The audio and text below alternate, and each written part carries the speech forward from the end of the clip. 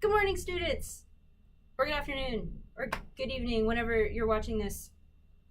Welcome to our very first video discussion over the primary documents. Now, before we get started on today or this week's primary documents, just a quick reminder, like the good thing about these discussion videos is that you can pause them. You can rewatch them. You can watch them 18,000 times. You can watch them now. You can watch them later when you're studying for your first exam. They're always here. They're always available for you. So I encourage you to pause, take some notes, especially take some notes. Rewatch them as you need to, and use these as a good study guide. So, first, our first discussion over these documents for Module 2, New Spain. Today, we will be talking about Bartholomew de las Casas document and the Gaspian Indian document. And these two documents will really help us answer the second two of those questions, those learning objective questions. First, describing different attitudes between American Indians and Europeans, especially the Europeans, towards this notion of civilization. And the third question, explaining how Native Americans reacted to those notions of civilization. So first, we'll start off with the Bartholomew de las Casas document. So either, your preference, either minimize this screen, bring up another tab maybe with the document so that you can kind of follow along, or if you're old school like me, print them out. Print them out, have a pencil or a pen handy, take some notes in the margins, underline things, star things, whatever it is that you find most helpful. So first, make sure that you have the documents handy as we go through and discuss them. So we'll start with the Bartholomew de las Casas document. So first of all, who wrote this document? Try and answer that question to yourself in your mind. Who wrote this document? Bartholomew de las Casas. Absolutely, you are correct. Good job, gold star. Who is he? He's a Spanish Dominican priest, right? In the little intro in the italics on the top, we can see that. He works for the King of Spain, and he is writing this as a letter. So what kind of document is this? This is a letter to the King of Spain. And what is his point? What is his argument? If we had to find a thesis for this. Right, his thesis, absolutely, good job, gold star. His thesis is that Spain sucks. Spain is being terrible to the Native Americans, and he goes into quite graphic detail as to how terrible the Spaniards are being to the people that they are encountering in the New World, the Native Americans, what we would call Native Americans. So, first paragraph, right? He says this how does de las Casas talk about the Native Americans? How does he describe them? What kind of adjectives does he use? What kind of people are they? He says they're innocent, they're simple, they're inherently good people. Inherently good people. They are averse, they don't like any craft, subtlety, or malice, right? So they're not sneaky, they're not sly. They're very straightforward, they're very honest, in other words. He calls them obedient and loyal. He says they never thirst after revenge. So all of these good qualities, right? All of these various ways of talking about the Native Americans as being noble, as being good, as being a pure people. On the other hand, second paragraph, how does he describe the Spaniards? You're right, de las Casas does not like the Spaniards. He does not like what the Spaniards are doing. Remember, he himself is Spanish, but he's a priest. He feels like he has some higher calling. He feels like he has more of a responsibility to call people out when they're doing things that he sees as unchristian. And he sees these as very unchristian. What does he say about the Spaniards, right? Some specific examples. You always want to be able to pull out specific examples from these documents. He says that they are like cruel tigers or wolves. They have massacred people. They have butchered people. he says that these islands of St. John and Jamaica, they used to be very fruitful and very prosperous, lots of people, highly populated. Now they are barren and desolate. Desolate. So he uses very specific numbers even. He throws in some statistics for my math and science people in the room. He says 3 million people used to live here, and now it's down to 300 in just the space of a few years.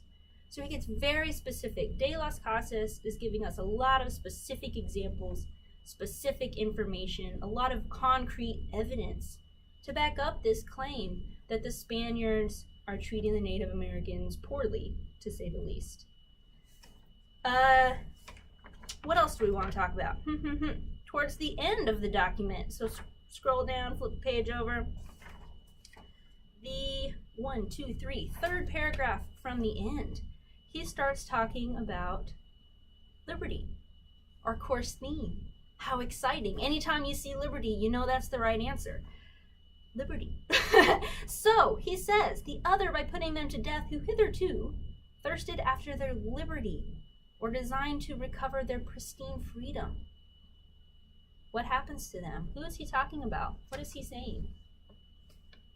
Here, De las Casas is saying, all right, when things have gotten so bad for the Native Americans, they've been butchered and massacred and raped and pillaged and killed in mass numbers, things have gotten so bad for the Native Americans that they finally tried to just leave.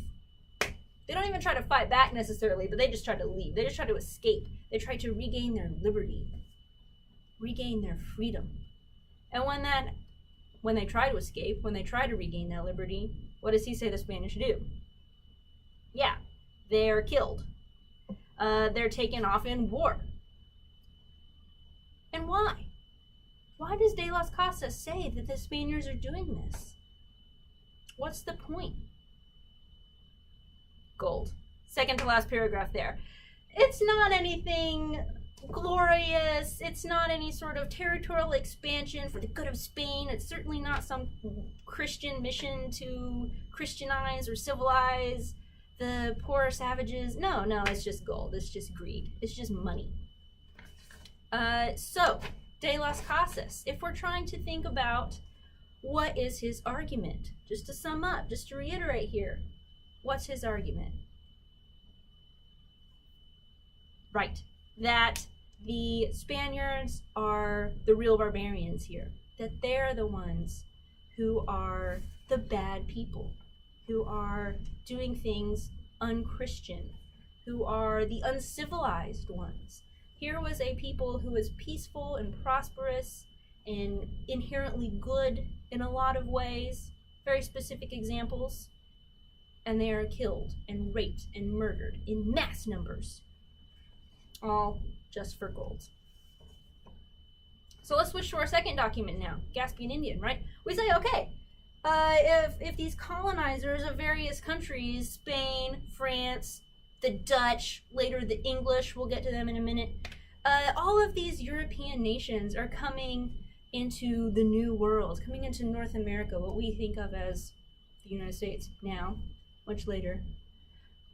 They're coming in and they are, in various ways, like we said, treating Native Americans poorly. So what happens? How do the Native Americans react? What happens when the Europeans come in? What do the Native Americans do in reaction? And that is where our second document for this week, the Gaspian Indian Defends His Way of Life, where this comes in. Now this document, right, it's talking about New France. We're a little bit further north geographically than we were in the last one, but it's the same kind of idea. So, let's go back to our basic questions here. If you had to answer, what is this document? Who wrote it and why? Right, an unnamed Gaspian Indian is talking to a French missionary, and he is, as the title implies, defending his way of life. He's saying, you know, I realize that these European people are coming in, they think that we're uncivilized in all these various ways, but that's not exactly true. And let me tell you why. We are better than the French. Not only as good as the French, but actually better than the French. So let's look at some specific examples here. You always want to have specific evidence. Second paragraph, for example. We'll just walk through it. Second paragraph, he starts talking about the Native Americans' housing. He says, all right, we've heard all these Frenchmen come in and they're talking about how grand and lofty and beautiful their houses are back home. That doesn't make much sense to me. Why do you need all that space? He says, quote, why do men of 5 to 6 feet in height need houses which are 60 to 80? It's pointless. It's wasted space. I don't need that. He says, again, quote, our houses have all the conveniences and the advantages that you have with yours, such as reposing, drinking, sleeping, eating, and amusing ourselves with our friends. I can do everything in my house, he says, that you can do in your house. It may look different, but that doesn't mean it's worse. It's just as good. And actually, it's better than your house. It's not only just as good as your house, but my house is better because I can carry my house and lodge wherever I please independently, he says. This is important. Independently of any seigneur whatsoever. Meaning any sovereign, anybody to boss me around. Nobody's going to boss me around and tell me where I can and can't put my house like they do in Europe. He has more liberty. Get it? He has more liberty. This is important. Towards the end of the first page, that first big, massive paragraph, he says, we're very happy. If France, as thou sayest, is a little terrestrial paradise, if France, as thou sayest, is a little terrestrial paradise, art thou sensible to leave it? He says, if France is so great, as you keep telling me over and over again, why are you here? Go back. If France is so great, go back to France. Leave me alone because I'm just happy here. I'm just fine, he says. And so he calls the French missionary out a little bit. On the top of the second page, he says, in our own experience, that those who are natives thereof, natives of Europe, leave it every year in order to enrich themselves on our shores. Seeing that you glory in our old rags and our miserable suits of beaver, which can no longer be of use to us, we give them to you. He says. So this Caspian Indian is saying, I know that France isn't that great because if it was so great, you wouldn't leave it. And I know France isn't great because you come here. You come here to enrich yourselves, to make money, to find liberty, so that you can have houses in a place that you don't have to ask permission of anybody. He's saying Native Americans as a whole in general, but him more specifically, Native Americans have liberty. We have a civilization. Maybe it looks different, but we have a civilization. And it's just as good, if not better, than anything that you're going to find in Europe. So, summing up, kind of going back to our original questions, remember, like those discussion questions, those learning objective questions that are posted at the very beginning of the modules. When you first click on the module page, you should see under each module, you'll see some learning objective questions. Keep those in mind, right? So how does this second document help us answer that third question, explaining how Native Americans reacted to Spanish or French colonization? Right, he's saying these Native Americans have a civilization. And they're willing to argue that. They're willing to discuss that. And they're willing to stick up for it. So, excellent discussion. Have fun walking through clicking through the rest of the module. And I will see you back soon.